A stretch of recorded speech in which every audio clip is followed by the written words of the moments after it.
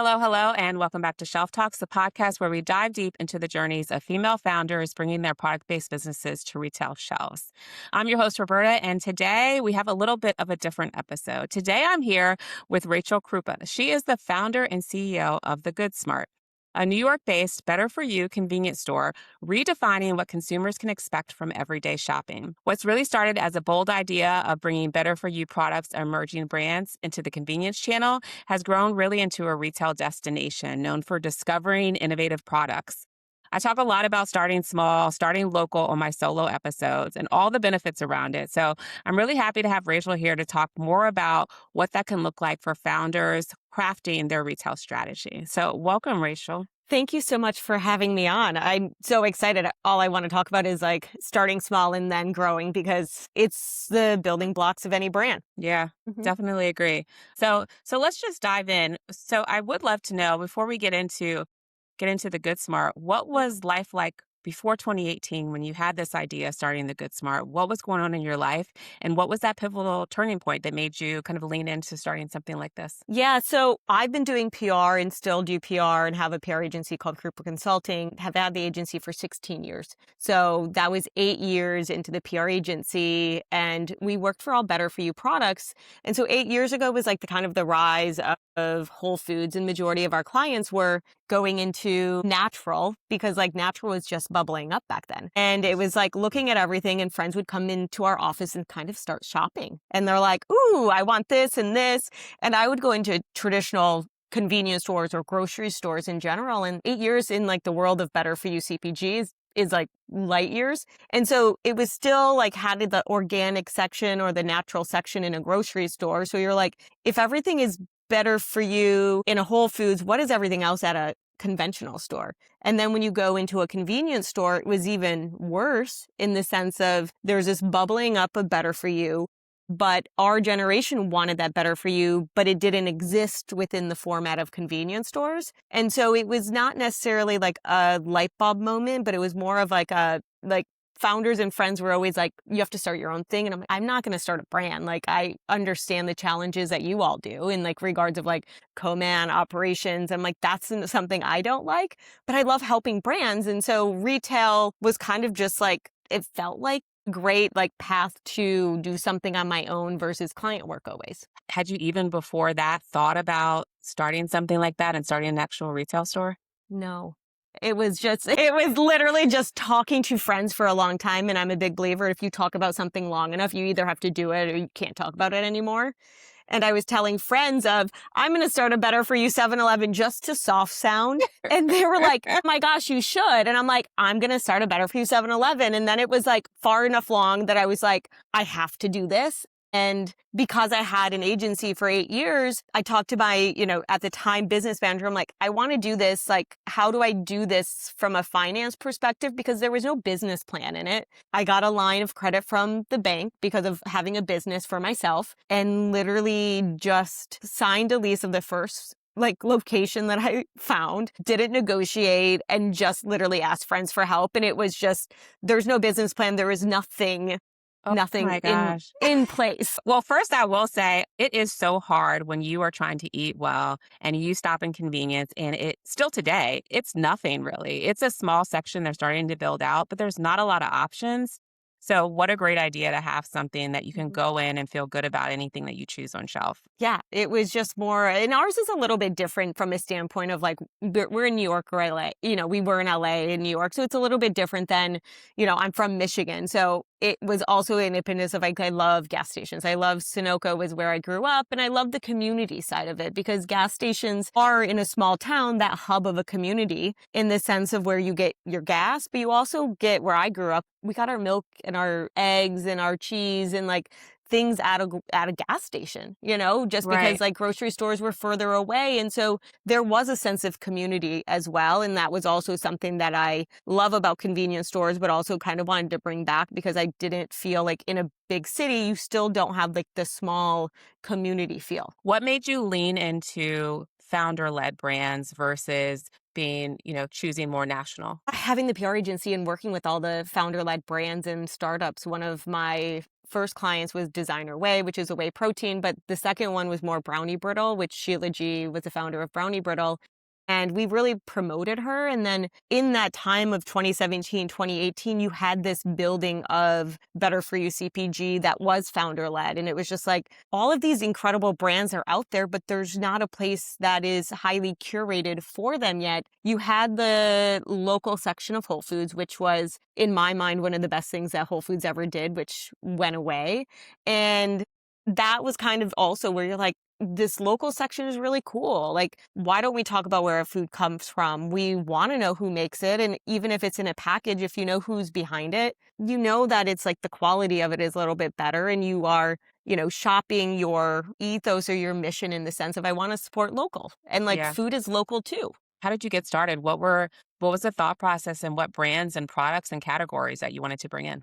It was literally just like, I like this. It was just like thinking about it. It was a little bit of going in and just jumping in without thinking. And I think that is one characteristic that I tend to do often, where it's just like do it versus think about like the backside. And again, I asked for a lot of help from friends. We launched Thrive Market from a PR perspective. So had that background and asked a friend who was one of the first buyers at Thrive Market to be like, hey, can you help me with operations? And then it was really looking around at commissary kitchens. It was looking at food incubators. It was looking at local coffee shops, like just talking to people who I worked with on the PR side, and then kind of like building that network. And friends would then connect me with others. Investors would be like, here's a brand that I'm going into. So we were one of the first retail stores to have Olipop and have like the Sietes of the world.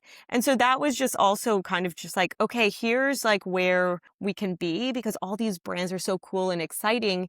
And it allowed us to be a platform for them to get in the hands of more people. And like for people to see it, because our stores are small intentionally, so that it's not overwhelming as a grocery store, as convenience stores are smaller. But when you have a small space, you can actually discover more because you're not overwhelmed. And when you go into a grocery store, you go from point A to B and you know what you want. No one really wants to be there that long. What were customers saying that started to shop? What was the feedback? I mean, feedback initially was just like, these are all my favorite products, or wait, I don't even know half of these.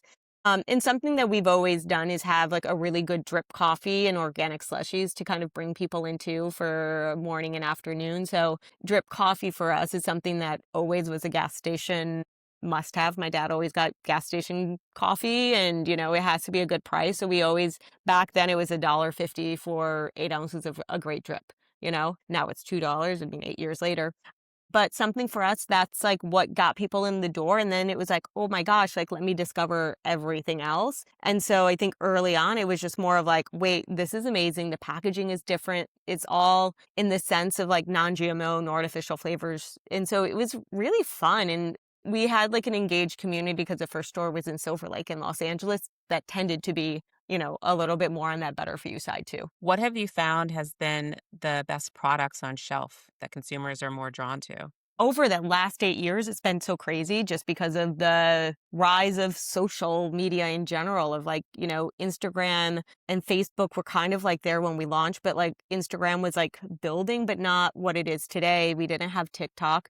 So trends were not going as quickly as trends are going today. And a lot of people would discover and find, but they weren't necessarily seeking because they didn't have a place to find it. And so early on, I think a lot of people were just like looking at packaging or looking at more from a health perspective of gluten-free and plant-based were back then what people were really leaning into, or low sugar, because that was also the time of, Smart Sweets was building. You had like, the grain-free of like the Sietes of the world, but you also had like Epic, the meat sticks, and, Olipop was one of the first better for you sodas, but you had like Mountain Valley water, which people were just like, oh, I love this glass bottle. And so it's fun to see the trends kind of like build in the sense of like where they were 8 years ago till now, which some are the same. Some have bubbled up to be like hitting their peak or, up to that point of like probably getting acquired, but others are just like still there, that you have like really cool like brands that have been in the game for 10 years and only getting bigger and better.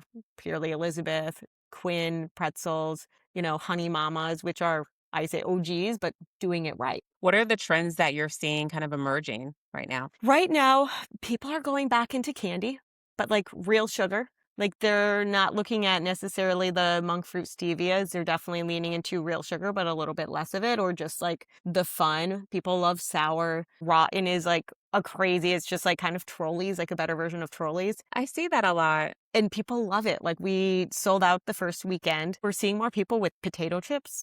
And that's interesting because for a long time, like potato chips weren't necessarily moving. And then you see more of the protein side of it. Protein bars are increased again.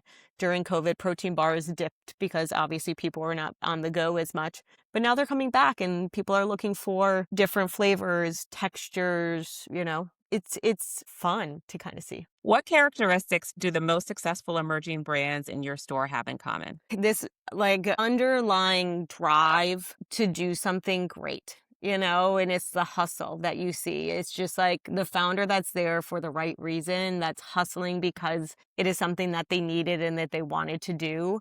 That I think you find to be the most successful. It's like the passion that they're going to make it because like they're going to make it because like there's no other option. And I think it is like those that are looking to take feedback and those that just are kind of going across like platforms these days. But that's, kind of where we want to lean in more too is sometimes the best brands don't have the resources to have a social or digital team, to have like a sales team. And it's really founder led, and founder is like, I'm wearing the sales hat. I'm wearing the founder hat. I'm wearing the, social content hat. And those are the brands that we love to support because they're the ones making really great product that with the right person to try and taste it could be, investor check away or a viral, like, sales from a TikTok, and that's like Right. for us, it's like, how do you get people to buy the products that we believe in and taste and love that they may Mhm. have not tried before? What are the benefits of starting in a local convenience like Good Smart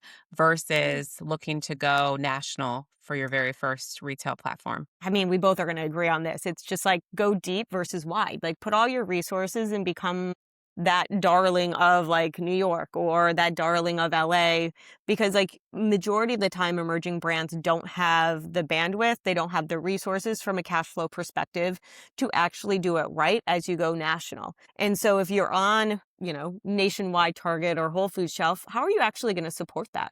How are you going to drive every, fitness enthusiast, like, allergen lover of, or allergen of like someone gluten-free, like get them in? Or how are you just going to tell your story on a national level where there's something great about feet on the pavement to hit every yoga studio, every retail store, and like go deep so that people know your story because I'm a big believer local, you're going to get a lot of like early megaphones in the sense of like they're with you on this drive and like this ride for a long time. And they're going to tell not one of their friends, but every one of their friends of like, oh my gosh, I met the founder of this and here's what it is. And you should try this or bring it to someone's house. And so I think it's resources and cash flow are always tough. So just double down on a local area. I mean, I think it allows you to have a little bit more stickiness, and you need stickiness in order to get momentum. What's the opportunity at Good Smart in regards to founders? Are they able to come in? Do they do sampling? What does an experience look like when they are on your shelf? Yeah. So since we just opened up our store recently, we are putting all of those pieces together. But over the past 8 years, yes, it's always like come and sample. It is for us, like, how do we not only have like within our store, but we also have a curation vertical where, again, our mission is to get these young brands into the hands of more people. And through our curation vertical, we are doing hotel mini bars and corporate pantries. So once you're part of our ecosystem of the goods, we then are helping to place you in a really great hotel or corporate pantry, which I think are active participants in snacking, where if it's in your office, you're going to try it and then you're going to love it. Or a hotel, you're like probably there hopefully for vacation. You're going to have a good experience with it and then you're going to buy it again. And then we do a lot of events, not only within like our, four walls, but we also do Fast Company Innovation event and curate snacks for them. We do CNBC Changemaker Award. So as a small store, I feel like we bat so much above our weight in regards of the network and the reach of humans that can make a big difference in a brand's life. And just like, you never know who one person that can take it and can like make the brand different. Yeah, I love that. So you can have your brand on shelf in the Good Smart in New York, but also that opens up opportunity to get your product in front of the hands of people doing their everyday, whether it's going to a hotel or at work every day. And Mhm. to your point, getting that trial in to then go and seek it to be part of their regimen. Yeah, you like it's just like you never know. Like we had Refresh gum, which is like a really great plastic-free gum. He was just like, by the way, like the team at Seth Meyers found the gum at the Good Smart, and now we're in their green rooms of all the cast. And you're like, that's amazing. Or Sanzo, their first investor, found them on the shelves of the Good Smart. And so that are like kind of just like the tidbits that I love to hear, let alone like we sent a package to Tinks and she loved Tia Lupita and sold Tia Lupita out like in the early days. And so those are things that it's just like the warm fuzzy that you're like, it's giving these brands a chance in order to do more because we don't charge slotting fees. We don't charge to do these things because brands are charged enough all over the place. Like, how do you just like help them in the small way that we're part of just like their ecosystem? You talked a little bit about feedback. Is that something that you provide to the founders? Do you have conversations, touch bases? What does that look like? To be fully honest, we have to get better at it. And it's something like if a brand founder is always like, hey, how am I doing? We're always going to like share and talk to them and provide feedback. Over times, we've tried a lot of things. We used to have a thing in the store where our customers could fill out a quick survey about brands that would say, what's the price point? What is the packaging? Like, how does it resonate with you? And so that was really valuable. So some of the brands that led with an ingredient, consumers didn't know what that ingredient tasted like. So it was like, hey, based on our consumer feedback, maybe you should change instead of, you know, an ingredient I didn't know, chip, you should just say, hey, this is just a chip that has more fiber. We can always do better feedback, but it's more of like those things when founders are asking. And again, like we have to do a better job, but we are, weeks into opening up our new store and building our team out more.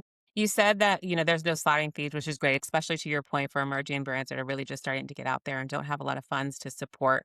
How long do you typically have products on shelf until you understand, yes, it's something that's working, or no, this platform format really isn't right for this product? I mean, we've had Olipop since day one, like 2018, 2019, because it's a fan favorite. So it's always going to be there. And if something moves, we're always going to have it. If it doesn't move, majority of the time, it's too soon. Like we've had brands over the years and I'm blanking on which ones, but it was just like, oh my gosh, like it didn't do well in our store because the innovation was too soon for folks. That then 2 years later, you're like, oh my gosh, it's moving. And like, it's just now the innovation is there. Like Benita, the chickpea puffs, which she's now in every Walmart and Target, it just didn't do well in our store because it was too soon and consumers were not meeting them. And so we've replaced it, but then she's now, growing and bigger. So I think that's also interesting, but I also think it changed so much through, again, like social and through like just different ways that people are learning about brands. Like 8 years ago, 7 years ago, even in the midst of COVID, like people were not talking about brands as much as they are, especially in the CPG side. The industry is sprinting versus just like what it used to be of like this discovery side. And there's a new brand that launches every day that's the TikTok favorite. And like the next day there's another one. And you're like, okay, like how do you deal with this? For us, it's like, how do you settle on like the founders that are doing it right? Those that taste amazing and like really like lean in and just like help and support where we can. Let's talk about that in regards to you choosing products. So we hear you at the beginning when you first got started, it was just about like choosing the ones you love and getting them on shelf. As you think about today and the curated assortment that you create, how are you finding these brands and what are you looking for? Still tasting and trying everything. And it's kind of like a mixed bag of how you reach out to people. We're still going to commissary kitchens and looking at those that are early in the sense of like helping them be one of the first retailers that they're on. It's coffee shops, it's traveling. A lot of brands are reaching out to us now. Brands that used to work with us, when you look at the CPG brand, like the salesperson's here, but now they're going to go to this company. And so then they're reaching out and being like, hey, I'm now here. So a lot of it is through just network and humans, but then people are learning about us for the first time as well. So a lot of people are like, oh my gosh, I just discovered you. Like, when did you open? 3 weeks ago? And you're like, no, I've been here for 8 years. And so there's also this like really cool cycle of like people just discovering us as much as we're discovering them. With social being a big play in regards to how people discover brands today, is that something that you take into consideration when you're choosing brands for shelf?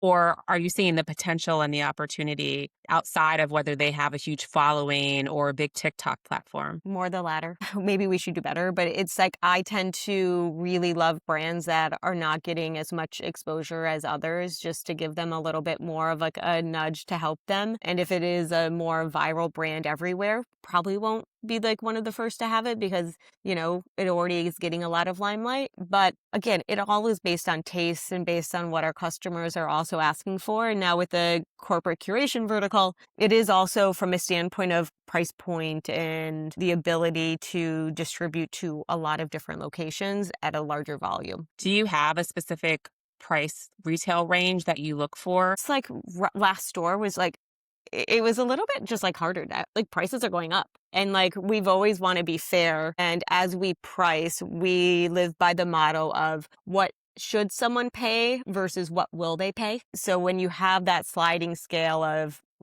brands can sell us for 100% margin or 50%, we look at what's fair. And I would rather price things fairly. And so like we have a blended margin, clearly. We don't have a strict protocol on that. So it's hard.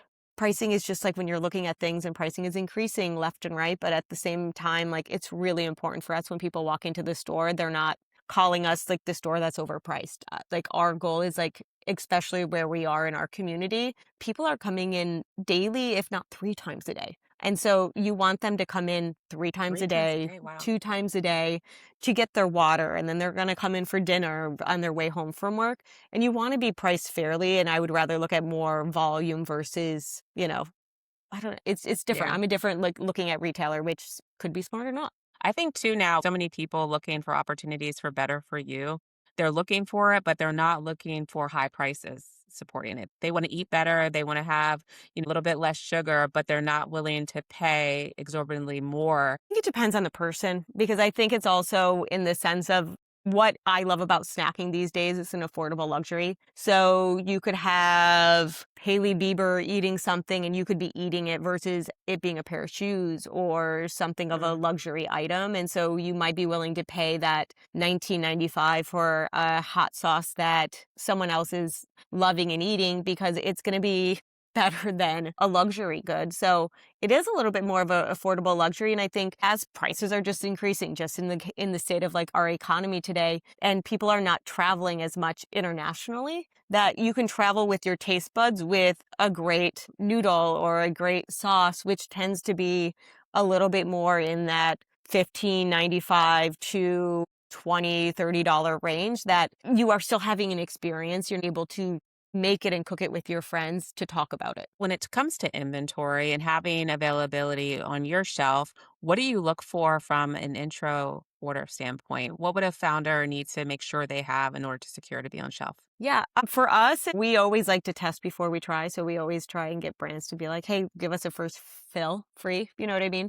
But for us, it's more of like, is it 4 units or 5 units just to test and try, just because we don't ask for more from a slotting fee perspective. But then it's more of like, are you going to have product when we need to reorder?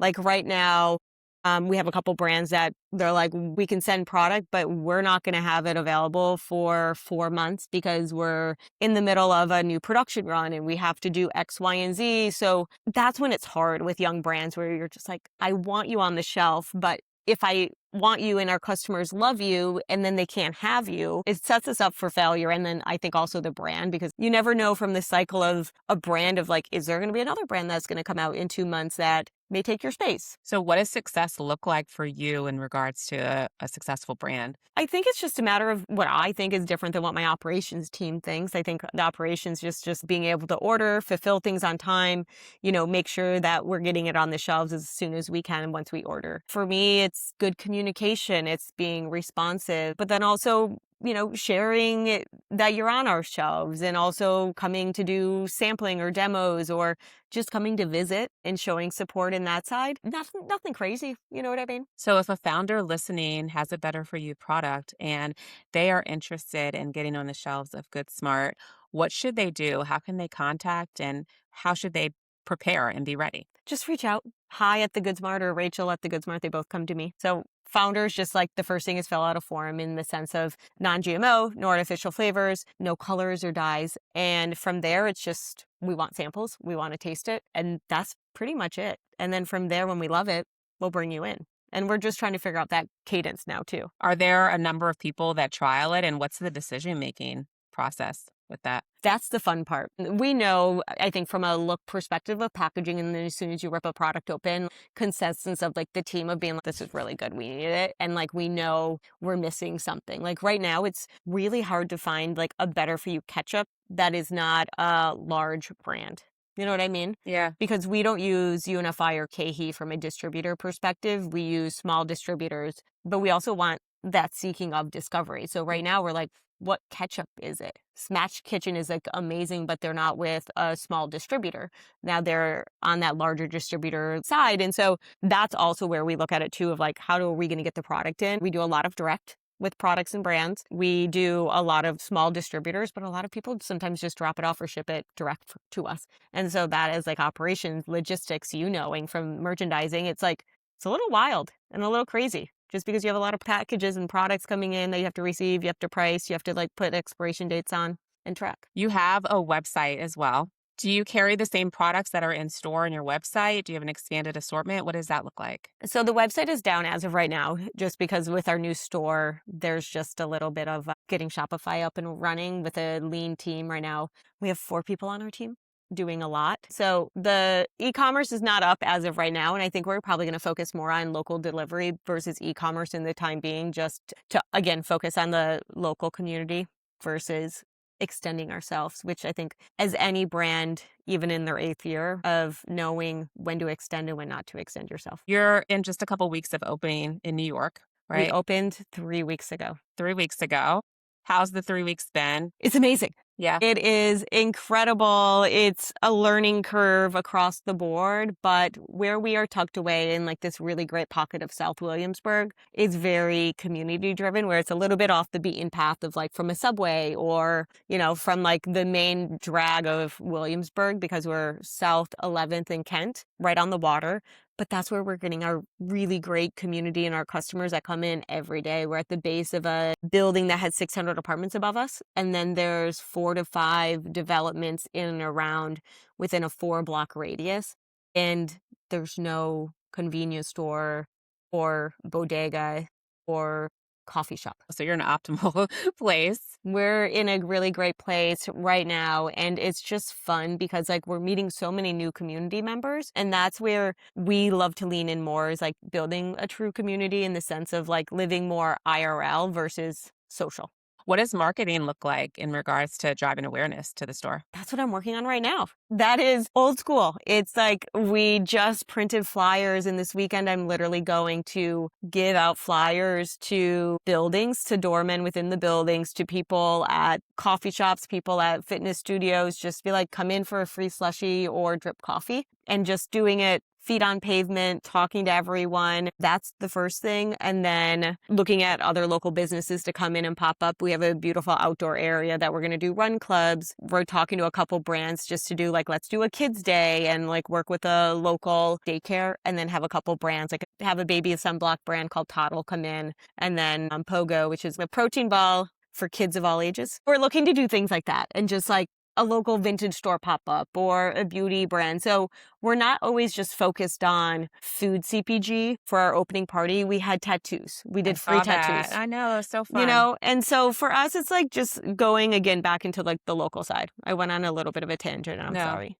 No, but it's great because, let's come off of social and let's get back to face-to-face in real life experiences, connecting with brands in a different way. That's not just seeing them online, but really having a full experience in store and then feeling part of something. So I think that that's great. Yeah. And that's like what we're already seeing. Nothing brings me so much joy than like when 2 customers have not met before, and then they meet in the store and they start talking, and then they're like, oh my gosh, can I have your number? And like, let's talk about this and let's meet for coffee. Or them being like, oh my gosh, my friend owns this brand and let me take a picture of it. Or can I introduce you to a friend that now has a granola brand? And like, people are connecting in a way that's just like, meet your neighbors. As much as we were with so many people in New York, you don't know sometimes your neighbors, and like our space is to kind of fill that void in some way. We have a Miss Pac-Man machine that's just literally I like love Miss arcade Pac-Man. style. And like whomever has the highest score gets a free pint of ice cream. People are coming in just literally to play Pac-Man and like working on their skills.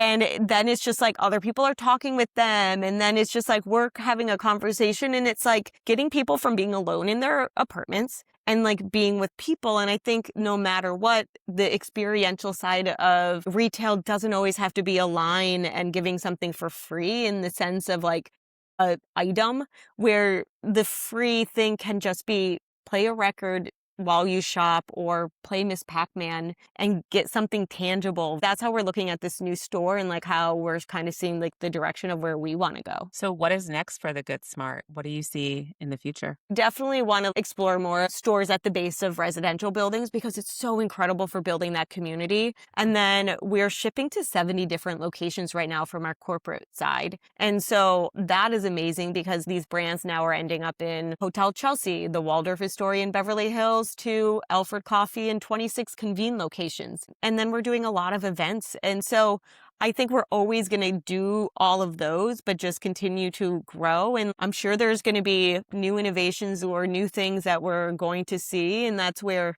sometimes I don't like to have a 5-year plan or a 10-year plan, because at the same time, like, how are you going to be evolving if you are so set in regimen on like where you need to go?